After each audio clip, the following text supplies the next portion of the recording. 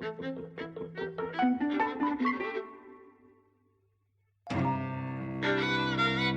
and welcome to Eavesdropping at the Movies. I'm Mike. And I'm Jose. And you're listening to our 400th episode. 400 hours of magic, almost. Yeah, some of them a bit longer than 400 hours. They've flown by. And I'd like to say that it was a celebration for the 400th that I decided we should do 2 films in one go. But actually, it didn't occur to me. It was just because it was less editing work and it's late.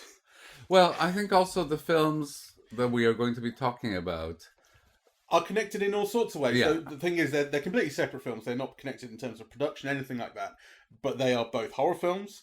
They're both sequels. They're both Catholic to greater or lesser degrees. They're about faith and demons and hell. Yeah, so we saw the Nun II and we saw the Nun I on the podcast. And we both more or less liked it, I think. We kind of found it, I want to say, stupid. But but kind of quite entertaining, and it was schlocky in certain ways, and it wasn't afraid to kind of throw effects at you and things. We found that quite enjoyable, I think. I haven't listened back to much of that podcast, but I seem to recall having a reasonably fun time. Yeah, though, I mean, we didn't think it was a good film, but, you know, it was an enjoyable watch. And we saw the original Exorcist on the podcast when we were doing William Friedkin films. Yes. The series has been rebooted under the direction of David Gordon Green. Apparently, it's going to have 2 sequels that follow this. This is The Exorcist Believer, which stars Leslie Odom Jr., who we've seen in a bunch of films we were just looking at, but he's never made a huge impression on us, but we like him. Yes, and actually today in The Exorcist, he makes an impression. He's very charismatic, and he's very good, and he's somebody you want to watch. Yeah, and he leads the film in this, which is not what he was doing in the others. He was a secondary character. Actually, I was thinking how interesting it was because, you know, I think last week we were criticizing, what's his name, Denzel Washington's son. John David Washington. Yeah, as not having the charisma really to be a film star. And I think Leslie Odom Jr. does. Yeah, to me, he was very watchable. Yeah, I enjoyed looking at him. He's best known for being Aaron Burr in Hamilton, the original cast of Hamilton. But we've seen him in... let me just get that list up again. We've seen him in Murder on the Orient Express, Harriet, The Many Saints of Newark, Glass Onion, and this. And so in those other films, he's part of large casts for the most part. Yeah. But, and like I say, we don't actually remember that much of him in those films, but he's very likeable, and here he leads the film. Yeah. So in the car on the way back, you said neither of these films is very good. But, it would be interesting to talk about them. And I kind of agree. I had a better time in The Nun II than I did The Exorcist Believer. I think The Nun II is the better film, right? Because I was very involved. I should just say quickly, spoilers, of course, are going to be coming up in all of this. Yes. I had this mixed feeling about the film visually, right? Mm-hmm. That on the one hand, I have this thing, and I don't know if it's because it wasn't on IMAX or whatever, about the image being thin and being too grey, right? Yeah, but on the other hand, the Nun II feels the work of a filmmaker, someone who's interested in visuals and compositions, and it has all of these wonderful expressionist shadows and, kind of these use of angles and, cameras overhead. And you can see that kind of thought has been given as to a choice of angle, for example. Something that I found not to be the case with The Exorcist. Yeah, we should say the director of The Nun II is Michael Chavez, who has previously directed The Curse of La Llorona, which we didn't see. I do remember the adverts for it. And also The Conjuring, The Devil Made Me Do It, and The Nun is part of the Conjuring series. It's the 8th film in that series. But again, we didn't see that film. Yeah. I don't. But he has previous in the horror genre. Well, it's a visual film, and it was fun to watch that way. And kind of your eye was always kind of looking for things when they moved from one room to another, and the shadows, and every time I'm watching films like this, I'm not watching the person who's in focus, because that the thing of interest that's going to be occurring is going to happen in the background, and the film is full. It knows exactly how to allow you and make you do that.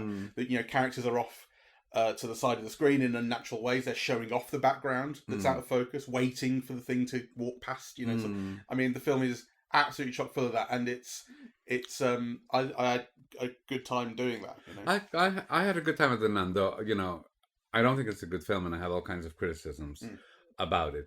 But what I thought was good was that it was visual, that it was kind of conveying the story visually, that it was helping to kind of, create a mood and a tone and an audience interest through visuals that were in fact very sparse. Yeah, you could tell that it wasn't the biggest budget film, right? Because often it would be like, a nun in a hallway. It's like, really sparse, yeah? But the image would be made interesting and significant and, I mean, I wouldn't say scary, but just something that kept your interest going as to what was going to happen next. And again, I'm just underlining it because, by contrast, the Exorcist film, I thought, was completely amateurish. And I was surprised just to look at the Wikipedia page now and, have someone kind of praise the visuals and design, because I thought it was absolutely abysmal. I thought, in The Exorcist, the camera is basically just following actors who will speak. Yeah. And it wasn't kind of creating any visual design with them or any visual significance. I was really kind of appalled by the scenes at the end, right, where they're all praying and doing the exorcism, at, how little variety of angles there were in that scene. Yeah, where kind of so much could have been communicated just, through kind of, putting the camera on the floor, looking up or something, right? Like, but no, they were so, the majority of the shots were all kind of, camera at mid-level, kind of looking at close-ups, yeah, of people, obviously the actors themselves are going through paroxysms, right? But it's the actors who are communicating, not the image. The film's visuals come to rely heavily on the makeup of the two girls who are possessed. I would say, though, that in the first act of the film, I did like the cinematography, the way the camera would kind of roam from left to right in a scene, or it would shoot through windows when the girls are first found and taken to hospital and being uncommunicative and disoriented and so on. You eventually get a shot that's through two sets of windows where the one girl is looking at the other girl, I think, and there's something in there was something in that shot that I enjoyed. There are moments like that, and actually the first act of that film I enjoyed. I wanted to see how this was going to develop, and it's once Ellen Burstyn comes into the film, I think it takes a huge nosedive. Well, first of all, I don't agree. I also thought that all those scenes in Haiti were, like, to me, visually amateurish. Obviously, there's a lot going on, and there's a lot of plot, and and so on. So it is, I think the first half hour of the film is the best of the film, right? But I still don't think it's up to snuff visually, or in fact, narratively, right? Like, I was trying to make sense of the various kind of components of the film, and in fact, what's it about, and what it's trying to say, and how is it trying to scare you? And I just couldn't.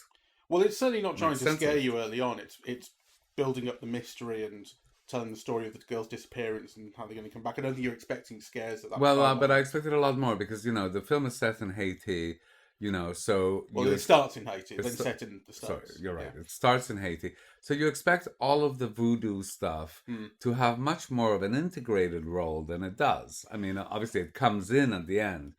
I kind of felt the Haiti stuff was just cheap. I mean, actually, when we talked about the first Exorcist film, we had a long discussion about the ethics in it, about the ethics of the way Linda Blair was treated as a child actress. Is very well known, and here I started to think some of the same things about the girls, but I also felt right at the start with Haiti, it felt rather exploitative, the use of the earthquake to set up the film's kind of opening drama and tragedy and so on. Well, and I think it's badly set up, and it's a bit of a cheat, in fact, because kind of, and spoilers ahead, right? Yeah. But, throughout most of the film, you think that, so the father is given a choice. He can only save either his wife or his child. His unborn daughter. Yeah.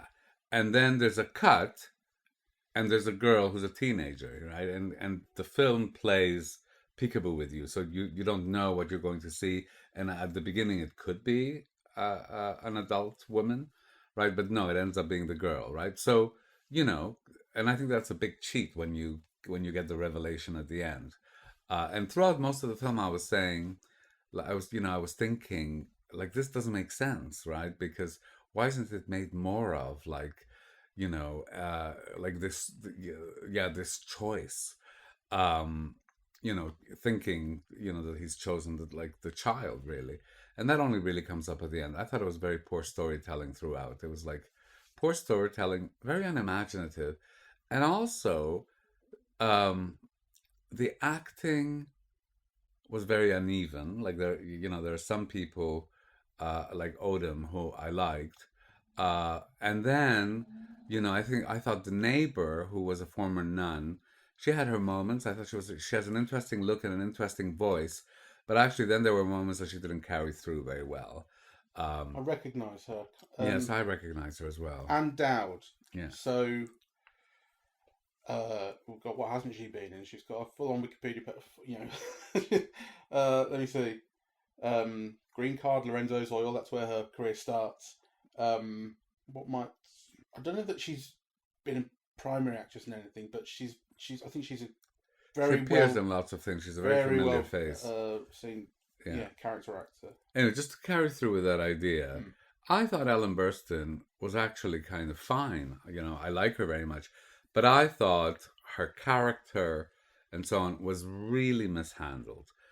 So you're introduced to her via a television set where, she's introduced as like this famous author. And, what she should have been introduced to is as a famous actress. I mean, in the original film, she's a star, right? Do you remember the other films though? And was she in those? No, I don't. We see her transformation into an author. I don't know. I don't know any of that. But basically, kind of, the audiences, the filmmakers expect the audience for this film to have seen the original Exorcist. And in the original Exorcist, she's a famous movie star based on Shirley MacLaine. That's kind of what it's based on, right? So you expect. I mean, she might be an author now. But it just felt odd. Anyway, and then there's too much space between when you're introduced to her through the television set and then when you're introduced to her character. And I thought that whole entrance, star entrance, and the entrance of the character and the weight that Burstyn brings was completely mishandled, completely botched. And then when they introduced Linda Blair at the end, I wanted to gag, really, like the sentimentality. You did gag. You did it in my ear. Oh, sorry. The sentimentality of that was just atrocious. So I thought it was like really crappy filmmaking. And I thought an example of that, and I mean in all ways, right? So not just the direction and the cinematography and the design and so on, but just, the storytelling itself. I mean, the role of the priest in this is completely mishandled, right? I mean, there's not even any attempt to create tension. The priest can't go into the exorcism because he's been forbidden to by his diocese, but he's outside praying in the car. A better director would have created some tension around that. Will he go back to the exorcism? Will he not? Why will he? Why won't he? Will he get there on time? Yeah, there's so many things that you could do with that. Nothing. Nada. Rien. Right, there's a lot to respond to. I will first of all just quickly say I disagree with you in part about the twist that the Leslie Odom Jr. character actually chose his wife instead of his daughter, because we are essentially led to believe that he chose his daughter. That's why his daughter's there. I didn't think it was playing with us that daughter might be the mum. I thought it was quite clear. Oh, he's chosen the daughter. No, I didn't think that. I thought that's what you were saying. Well, I think in the initial cut, from the death of the mother to the next thing, the way that the daughter is filmed, it could be an adult for about a second. Yeah, right, it takes a while to realize that it's a girl. Fair enough. I didn't think that. I saw it straight away. It's the ultimate twist is a kind of twist I've seen before. I may have even seen pretty much that exact thing before, and so the idea is that it turns out that he chose his wife, but they failed to save the wife and save the daughter instead. And the problem with the storytelling, I mean, I don't have a problem with that twist. I don't think the film is unfair to us that it was telling us one thing and revealing another. I think it is because I think you're judging a lot of the actions in relation to that choice. So I think the problem with the storytelling, but it would actually take a second viewing to really get a handle on it. And there's no bloody way I'm giving this crap film a second viewing. Yeah. The trouble with the storytelling around that twist is that it obviously then should recontextualize all the interactions, all the behaviour you've seen from the father to the daughter. And I, thinking back on the way that the two of them were together in the film, I don't see that, this daughter is this reminder of his wife that he regrets. I just don't see that turning back on the rest of the film and recontextualizing it deeply. That's the issue I have. It's the storytelling could be stronger. I didn't have a problem with that in terms of it being cheap or a cheat. It's just not very good storytelling. The thing about the thinness of the image in The Nun, just quickly, because this occurred to me as well. The first time this thing about the film being too grey occurred to me was when we saw The Last Duel, the Ridley Scott thing. And I mentioned it in the podcast then, and I didn't really realise what I was seeing at the time. And I think I do now, because I think what happened is that was around the time I got an OLED TV, and those show blacks very richly because they just don't put out any light at all where there's black on the screen. So the contrast is really lovely. On a cinema screen, it's just a light bulb shining through film or the digital, the lenses and all that. I don't know exactly how a digital projector does its job, but there's a light bulb just indiscriminately shining on the screen, and normally you don't notice that when there's contrast and light and dark and things. But when the whole scene is supposed to be dark, I realised I started to notice that actually the whole thing is kind of lit up. There is, even though it's black, it's actually grey, and that started to distract me. And in a film like The Nun II and The Last Duel, where there is an awful lot of darkness and entire shots that are just bathed in darkness, I started to pick up on it. It's quite distracting. I think it might have looked an awful lot better had we seen it in the IMAX, had it been available in the IMAX. Well, actually, now that you mention it, because we saw an advertisement for, I forget what the film is, with Jacob Elordi and... Is it? Are you talking about the new Emerald Fennell film? Yeah. Yeah. So we saw a trailer for the new Emerald Fennell film, and the contrast between seeing it in an ordinary screen and seeing it in the IMAX, I agree, was just extraordinary.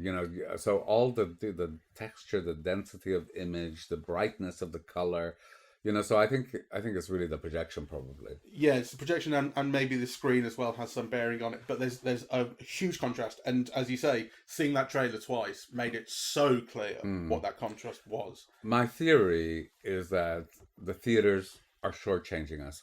So, watching a film on a normal screen, you're getting an inferior quality to your television, and it's only when you pay the IMAX or the LIMAX premium that you actually get what you used to get in cinemas before, as a matter of course. And when it comes to Ellen Burstyn in The Exorcist, I was talking mostly about what you were talking about, which was that the character wasn't handled very well. It's not that I had a problem with her as an actress. I think she was perfectly fine in the film. She's not given an awful lot of great stuff to do, but she does what is on the page.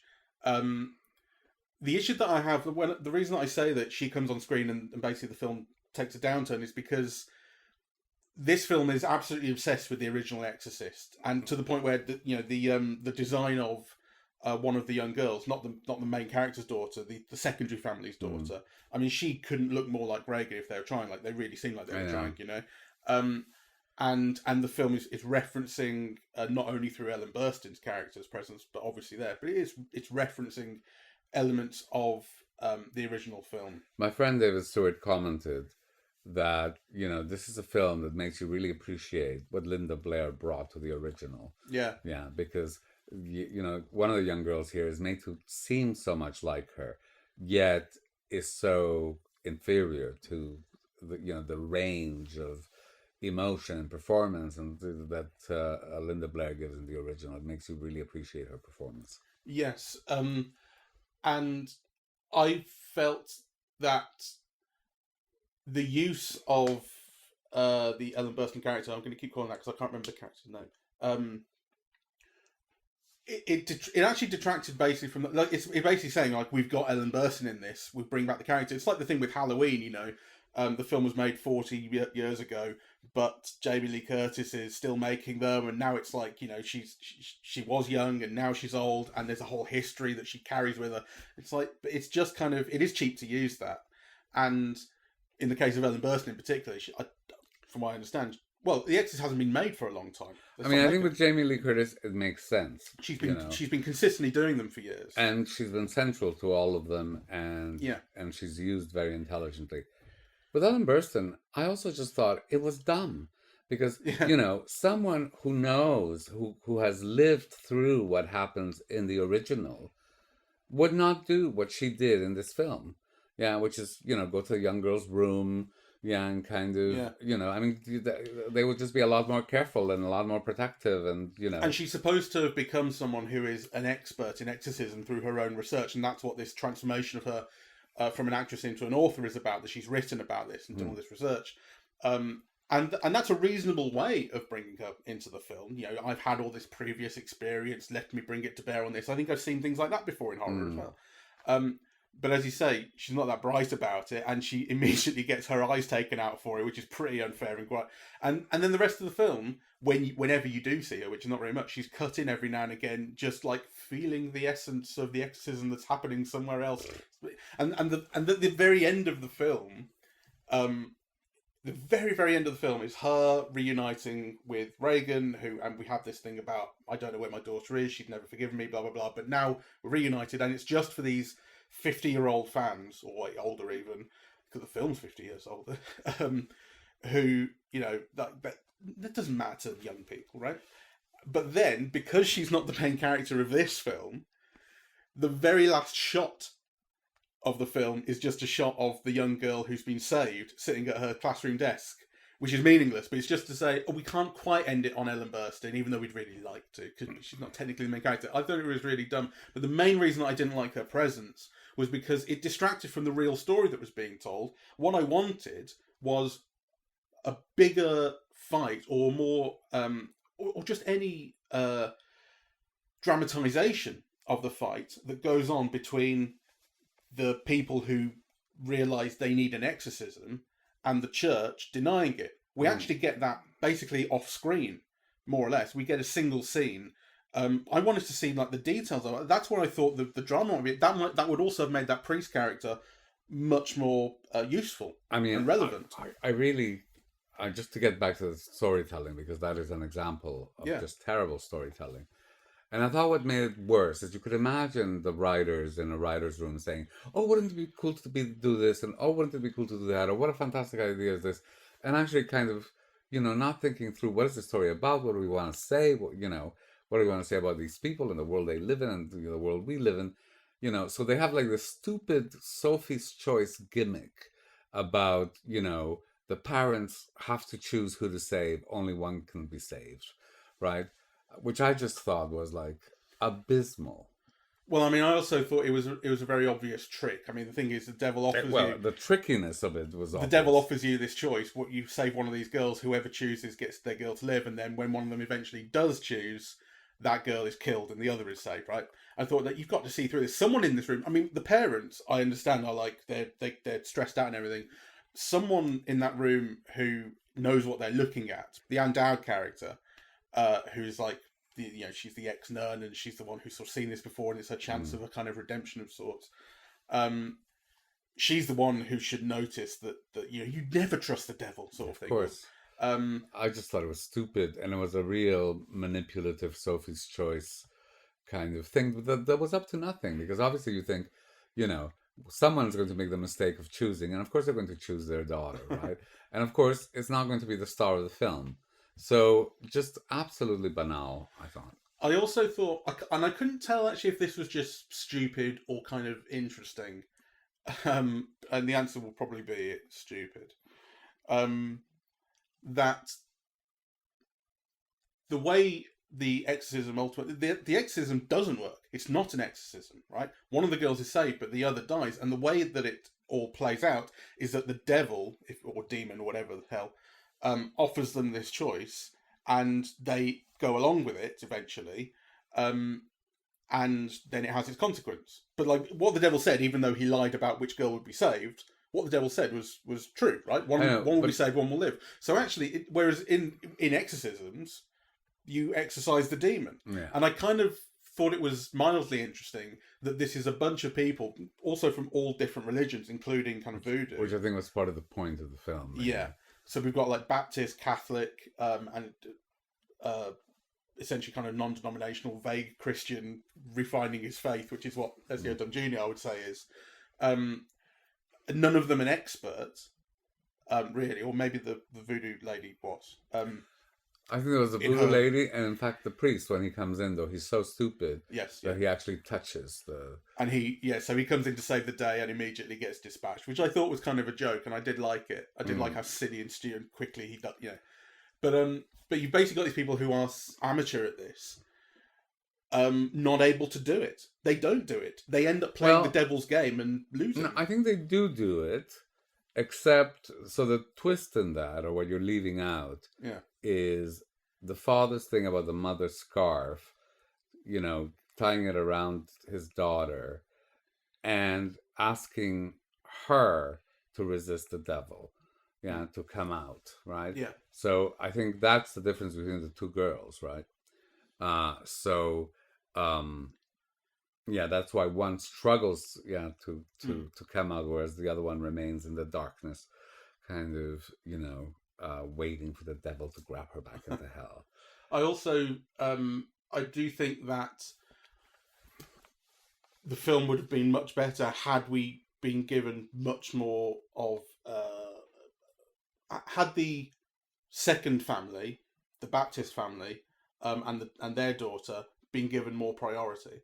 Essentially, we're given the main two balance, more balance, right? We're given the main two characters, which is Leslie Odom Leslie Odom Jr. and his daughter. His daughter is played by Lydia Jewett, and then we've got these three who make up the other. They've got other kids as well, but we've got the two parents and the daughter of the other family, and because they are secondary from the start, and we're never given a rich sense of their relationships and who they are, then when it comes to the idea of the choice, because initially I'm thinking, they'll both be saved eventually, right? And when it becomes clear, there's this thing about one will and one won't, well, it's so bloody obvious that the one who's not going to live is going to be the secondary character, because we're not giving enough on him. I think we're talking too much about the film. I mean, it is atrocious. So kind of... Let me say one more thing about the general... because this is another way in which the film is heavily basing itself on the original film, I think, which is that the whole third act of the film is a lengthy exorcism sequence. It's not just one scene. It's you go back a little bit.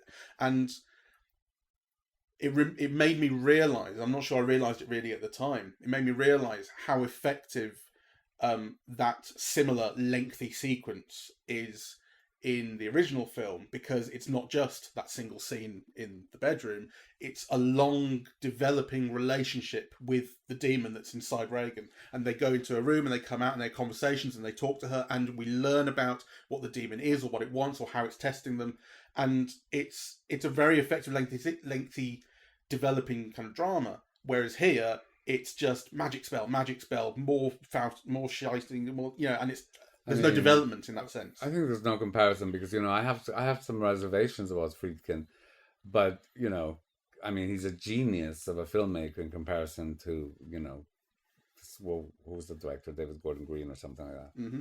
This person who directed this very inferior film. Well, before we go on to The Nun, would it surprise you to learn that The Nun II cost more than this to make? No, though I would be curious to know the difference between the above the line cost and below the line cost, right? Because The Nun has more of, not quite star casting, but star casting. I mean, there were people who you've had to pay more because they're back for the sequel, and they were kind of part of the Conjuring series. The Farmiga sisters, you would have had to pay them to return to this, right? Yeah. So The Exorcist believe it cost $30 million. This is the Wikipedia basic would it budget. Surprise you that The Nun II has made $250 million or something like that, whereas The Exorcist has just made like 40-something? No, not at all. Exactly. But that's why I think it's interesting. just to finish that thought, 30 million is what the budget is given as for The Exorcist, and 38 million for The Nun II. So, I mean, I think that is kind of interesting when you think about, you were talking about the kind of sparseness of The Nun in some respects. But it's also period, and it also has, if not quite stars, much bigger names. And it also has a preponderance of visual effects and not just graphics, but they're clearly doing a lot of practical things. Like, that costs money. I suppose so I take it back in a way, because when you think of like Linda Blair and Ellen Burstyn in the other film, I mean, you know, you would have had to pay them as well, you know. So maybe it wasn't the above the line cost so much. I don't know. I thought, for me, the Exorcist film looked like an episode of a TV show, you know, like an HBO show, right? Yeah, so there is obviously care and skill and, you know, technical know-how. I mean, it's very well photographed, I think, The Exorcist. Yeah. Yes, I agree with that. But to me, The Nun II looked like a movie. You know. Yeah. So yeah, let's talk about The Nun II a little bit. I had forgotten. I think it's interesting that we were the only two people in the cinema, and for that reason, we felt free to have a little bit of a chat every now and again, which we wouldn't ordinarily do. And there were points in the first act, primarily, of The Nun II, where we were having a little joke about a kind of a silliness in the storytelling. Like at one point, so basically, Taissa Farmiga, her character who was in the first Nun film, fought this demon. This demon has returned, and she is sent off by the Catholic Church to do something about it again. She's now having to chase it across Europe. It started in Romania. It's wound up in France. And there's a thing about the Catholic Church asks her, she refuses, and they say, you know, you defeated this once before. The church needs another miracle. And I said to you, shouldn't they ask God? Yeah. You know, and there are one or two things like that where we were joking, but I think it's a mark of the film that when it came to the set pieces, you know, walking into dark rooms, we know that a demon's going to be showing up, the fight starts to happen. We weren't talking through any of that. Those were working. Those were working, and they were clever, and they were visually stunning. You know, the nun becoming like a mural of a nun.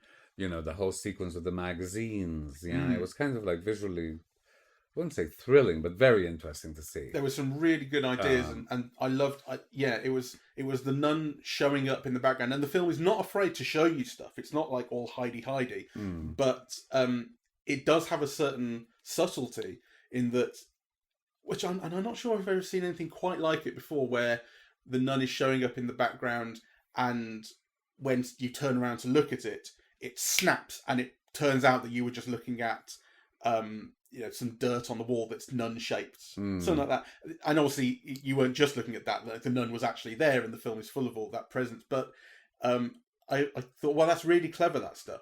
One of the things that I was wrong about, but, you know, I thought how interesting, because I initially thought that, you know, when the nun demon takes on physical form, yes, I thought it was the Romanian guy, that was in the nun outfit.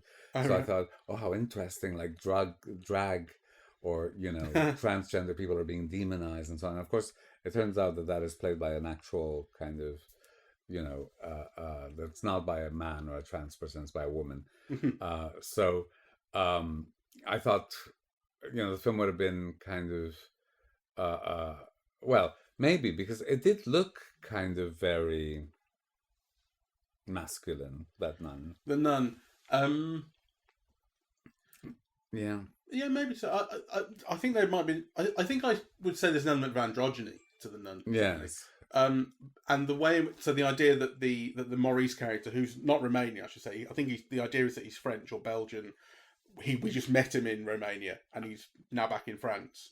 I think you can tell from his accent and his name, Maurice. Well, he's a Belgian actor who makes his career in France, but, you know, my understanding of the story is that he's meant to be Romanian, because that whole thing originates in Romania, and then he's been traveling from place to place. I wonder whether a trail of bodies. I wonder whether I remember the first film having dialogue that explained a Frenchman's presence in Romania. I think there might have been. There might be. Anyway, it's not that. Which important. again, kind of, because I was trying to think, oh, how interesting, right? So the film has this other thesis of like, Romanians migrating across the world, leaving detritus behind them, and it was like this anti-Romanian feeling. Though, of course, if he's not Romanian, then there goes that thesis as well, right? But which then begs you the question, what is the film fucking about, right? Like, kind of, because the thing about horror, I find it so interesting, because horror articulates social fears, right? That is what scares you, right? So, it is, I think, always a commentary on the culture. But I was trying to figure out, what is this film telling us? Because, we don't live in we live in a secular culture. You don't have that kind of Catholicism. So how is it trying to scare you by, other worlds coming in? I mean, I didn't understand what It's interesting that the Nun is completely. The film is completely buying into the reality of all of this, right? Yes. There's, like, the supernatural exists. It is all Catholic. Yes. The Catholic God is your God, and so on. And these words have power, and these artifacts have power. There's a whole thing in this about finding this particular artifact, and this is what the nun is after. And if they can use it, then they can defeat her. And the film reminds you in dialogue, and then ultimately in action, of the same thing happening in the first one with Jesus' blood. And I said to you guys, always fucking Jesus' blood, isn't it? And here it was Jesus' blood and Saint Lucy's eyes. That's right. They were plucked out, which is also interesting because Ellen Burstyn's eyes. Coincidence. Mm-hmm. Whereas in The Exorcist, there's a huge amount of skepticism coming, particularly from Leslie Odom Jr.'s character. And, it's one of these films where you have to be convinced of the reality. I think I said this when we were talking about Hereditary. There's that whole segment in Hereditary where the main character, it's when she does that seance, I think, like, she has to be convinced that this is real. These characters start off in essentially an atheist world where we don't believe any of this, and they have to be. And to be fair, this also goes back to The Exorcist. First Exorcist film had, I don't believe any of this. I've got to be. I've got to go through the scientific experiments, all these invasive procedures, to eventually realise that there's nothing medically wrong. This is demon, and demons are real. So it's kind of interesting that the nun is just it's ignoring all of that. It's saying and I think the period setting helps. Period setting, European setting. We're in a convent already. Everyone already believes in all of this. So that kind of that sets up the world and what we're supposed to be buying straight away. Although again, I thought it was kind of interesting, although it's not played on that much, that the secondary character, the secondary nun who goes on the journey with Tyson Farmiga, she doesn't believe. Well, she's struggling to believe. She's finding it hard to believe. But I think the film suggests that it's going to be playing up the idea that she has to find her faith to defeat it, and doesn't quite sell it. Yeah, it doesn't quite sell any of it. And I was trying to think the whole thing about the Saint Lucy, that so basically she was somebody who was burned alive by pagans, but actually she didn't burn, so they took her eyes out. And those are this relic. Yeah, and those are this relic. And then there's, a thing, kind of a matriarchal thing about how the relationship between the nun and her mother gives her strength and saves her. And then they make her realize that she's a descendant of St. Lucy. Yeah. And you think, okay, like, but what's all this about? What is the film telling us through all of this? That kind of our ancestors' punishments or sacrifice will save us, or that there's some inherited, some darkness or trauma that's inherited through generation. What is the film trying to say through this, right? And I just kind of think nothing. Yeah. And also because that character, the Tyson Farmiga character, will grow up to become the Vera Farmiga character, because they're sisters, but Vera Farmiga is 20 years older, so she plays her in the 80s as opposed to the 50s version. And they're part of this 8-film universe. And I've seen hardly any of the others. Yes, maybe that teaches you something about that character and explains things. So maybe there's a whole universe thing that I'm not getting because I don't know the universe. Yes. that is playing into. But on its own, in this film, it's not doing a huge amount. It has that. It basically has the element of revelation that this is why this character is particularly important and has some relationship with the nun. But that's not doing an awful lot. No, it's not. I mean, I thought it was very entertaining. It was a very entertaining film, because it looked interesting. It was imaginative. It had kind of, like we mentioned, the nun becoming a mural, the stained glass window offering clues, the scene with the magazines forming the image of the nun, the convent itself becoming like a site of both terror and salvation, and offering like the ruins of, a haunted murder. And, it had the thing with the cockroaches, which was like, Oh yeah, you really responded to that. Yeah. Ugh. Yeah. So boarding school, I should say. Boarding school, not convent. Boarding school's where all the action resides in France. But it's a form of convent. Yeah, sure. Yeah. Okay. So I thought all of that was like kind of, entertaining, much better certainly than The Exorcist.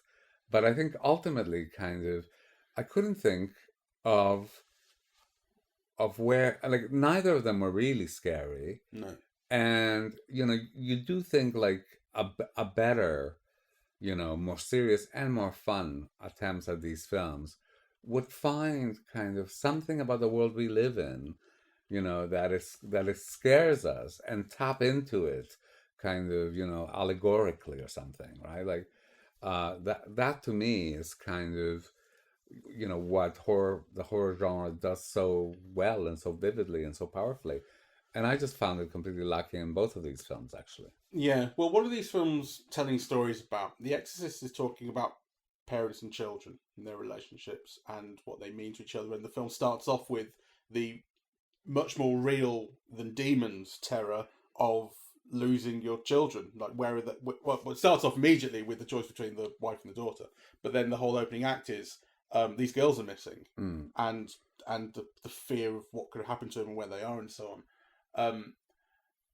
And then ultimately it ends up playing on something's happened to my daughter, can I save her, and a certain degree of competition between the families who are trying to save their daughters. I thought The Exorcist also, alongside that, had the thing about a very religious Baptist family who believes, yes, the skeptic, who doesn't, and then also what I thought was a really kind of cheap dressing of, the Haitian voodoo culture and relating that to this African American family. And also, on top of that, you've also got the Anne Dowd character who's Catholic, yes, former wannabe nun, and a Pentecostal preacher who's involved. So there is a rainbow coalition of varieties of Christian. And it doesn't do very much with that either. No, but it does kind of speak. Cause that's the other thing. I was really expecting something very deeply Catholic. Something that took that Catholicism seriously. Which is not something that I understand very well, but I recognise it. And the insistence on damage to flesh and body parts, I thought came across as quite Catholic.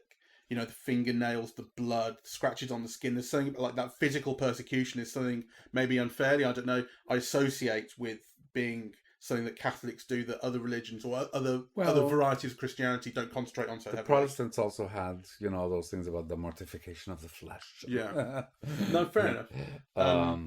So, and it certainly did more of that than the nun did. The nun wasn't doing any of that, really. Even the stuff with the eyes gouging out was not gory. You didn't see it. It didn't concentrate on physical damage, sort of thing. And The Exorcist actually made me think of Like, funny, Christian, the word Christian wasn't used all that much, at least in America, before Jimmy Carter in the 1970s and 80s, to my understanding. Because, like, I mean, if you think about JFK, for instance, he was a Catholic. Yes. And there was a whole thing about, if we have a Catholic president, is he going to be taking orders from the Pope? Mm. You know, like, you were Catholic or you were Baptist or you were this, that, and the other. There were lots of... You weren't all united. You kind of became united when abortion became a big thing with Roe v. Wade, and when Jimmy Carter he declared himself born-again Christian, right? So basically what that meant was that declaring yourself born-again Christian lent legitimacy to the term. He wasn't calling himself born-again Baptist or whatever denomination he was, Christian generally. And the thing about Roe v. Wade was he was an enemy, a political enemy, that all Christians could unite to fight, right? Mm. So that's kind of when it comes into play. And I thought it was interesting that whether meaningfully or not, whether intentionally or not, something similar was being played in this film, where it maybe it's a very specific Catholic demon, or maybe it's something else. I didn't get a good read on what the demon was, but as I say, a rainbow coalition of different varieties of Christian and beliefs, or even lack thereof, come together to fight it. Well, yes, but where does that leave the voodoo thing? Because, you know, the voodoo thing isn't Christian, is it? Well, so I did look at the Wikipedia page, and I think, according to the Wikipedia page, assuming it's accurate, the specific word for what that character is, or the faith or kind of set of beliefs that she's representing, is hoodoo, which has Christian elements, and it combines lots of things. So I think that does fit into a vague degree of African beliefs and Christian. That's what it like seems in to Cuba, be. Yeah. But as you might be able to tell, I'm even less well versed in that than I am in Catholicism. Yeah, you know, know, I'm sure you're better versed than the filmmakers were, because it's a mess. Well, I mean, I've done a thorough skimming of the Wikipedia page, if that helps. Maybe they didn't. But I think what I liked about The Nun was really the ambience, like the beginning with the altar boy and the priest going up in flames on the ceiling. It just looked smashing, yeah, and it kind of, you know, and it moved well, and it set like this eerie tone, and you know, kind of all the stuff which I found really missing in the Exorcist. I wondered in The Nun whether a slightly less enthusiastic use of visual effects might have benefited it. It's double-edged, right? I'm not sure I agree with what I'm thinking here, but essentially the film is very capable of subtlety, and then it will, at a moment's notice, enthusiastically disregard that subtlety and like set someone on fire and have the nun fly at the screen, jump at you. Like it will set up things subtly and then explode into action. Yeah. And I wondered whether it does that so enthusiastically that maybe it's just not even really thinking of itself as a horror film in that sense. Is it supposed to scare you or just like overwhelm you? You know, maybe that's the intention. I don't know, but I thought that the Nun had all kinds of cinematic attractions, right? You know, that were, and also I suppose kind of a reconceptualization that was interesting, because The Nun feels like a very matriarchal film. Yeah, It's about women. It's about relationships between women. Women are at the fore, you know. Including like the saint is Saint. Is it Lucy? I believe Lucy. Yeah. So I thought that was interesting on its own. Yeah, the kind of women have the power, you know, and kind of women are the terror as well as the power. I thought that was kind of very interesting. I also thought it was interesting that in a way the object of desire, which is also the demon, you know, is the man. Yeah. So, you know, I did find that both visually interesting. I thought all of the actors in Nun II were attractive. Like I mean, some of them I didn't understand what they were doing there, right? So, you know, the school teacher who's the mom of the child and who clearly has a kind of a burgeoning relationship with Maurice. You know, I just thought there wasn't enough there, but you know, but they were all kind of very appealing kind of actors. And I thought the women were especially fascinating because they were both really appealing and also not traditionally beautiful. When you say the women, do you mean the two nuns in particular who... I mean, the two nuns and the school teacher. Okay, yeah. Yeah, kind of, because they all three of them have unconventional looks. Yeah. So, but they're very, very appealing on screen, I think. Yeah. And then, of course, the man has very traditional looks. Yeah. He's tall, blonde, very well built, and kind of, the women clearly fancy him or have something for him. Almost all of them. Yeah. I liked his presence in the film as this one man amongst a sea of women, yes. and where he's working, particularly young girls at this boarding school, and then he's got this pre-existing relationship with the Taissa Farmiga character, because it is partly his height that does it.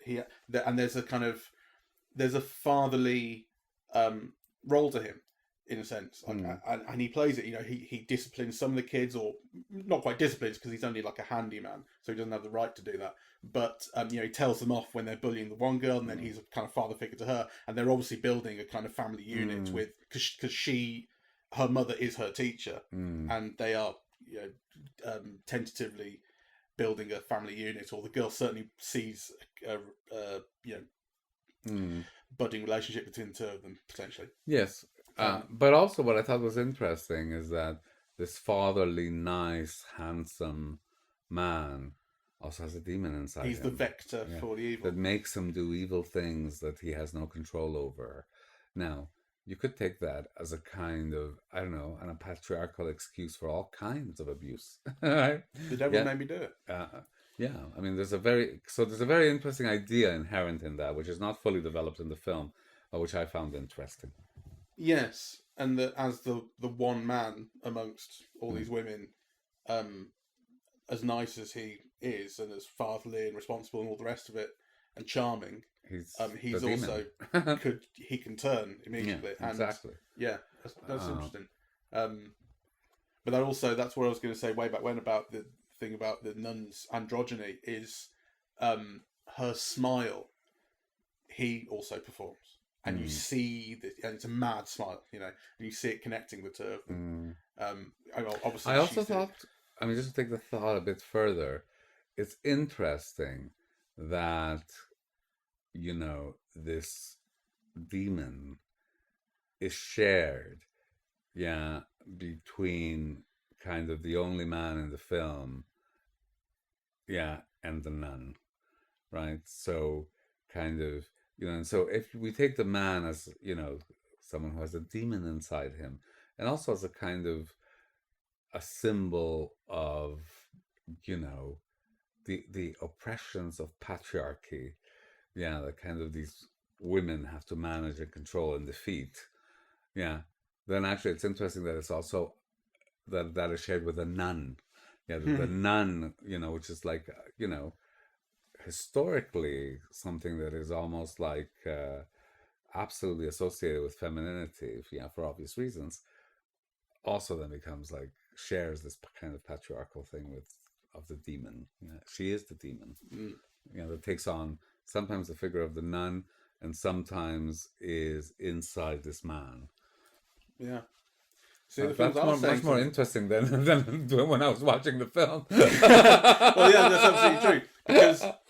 Because I think all the positive vibes that we feel towards the nun are real, but they're also in reflection of having just seen The Exorcist Believer second and being very, very unimpressed with that.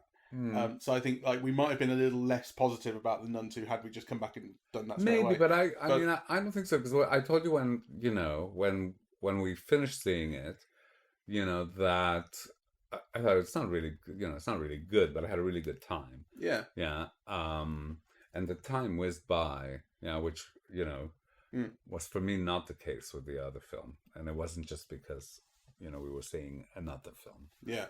I thought it was a problem with the film itself, not with my attempt at watching two films in a day. But you've seen 2 horror films in a day I know. and survived, and you're not a huge fan of horror. But maybe the fact that these weren't all that scary, because you don't like being scared.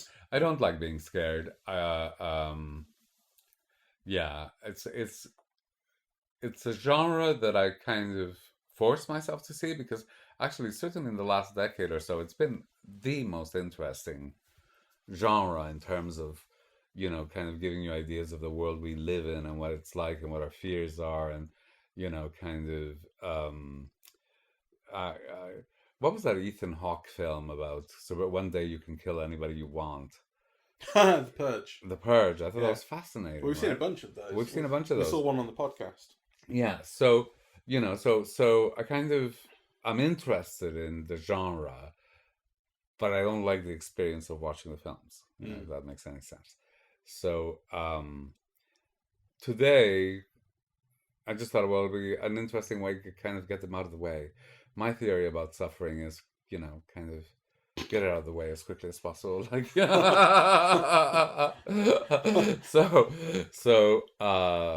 but I think there are images from the Nun film that will remain with me, and I think I'll forget all about this Exorcist like by tomorrow, really.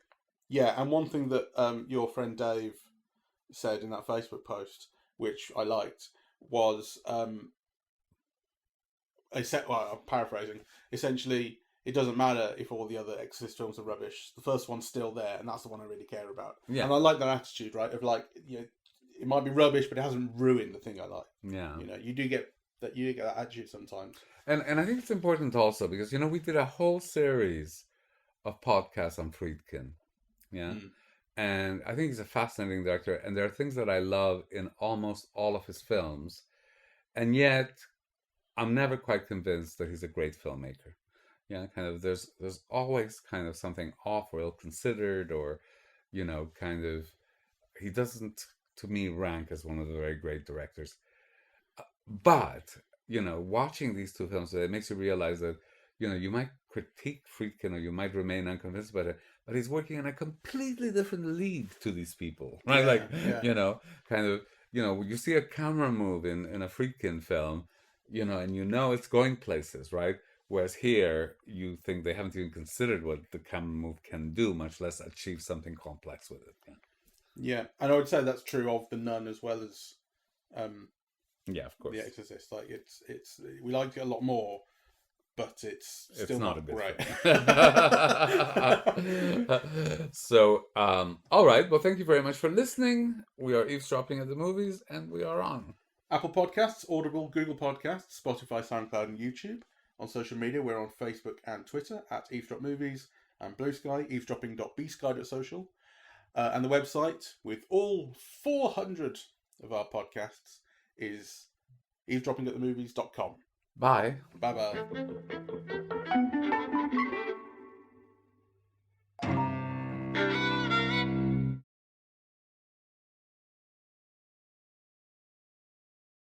Happy 400th anniversary, Mike. Yeah. Yes, here's to 400 more.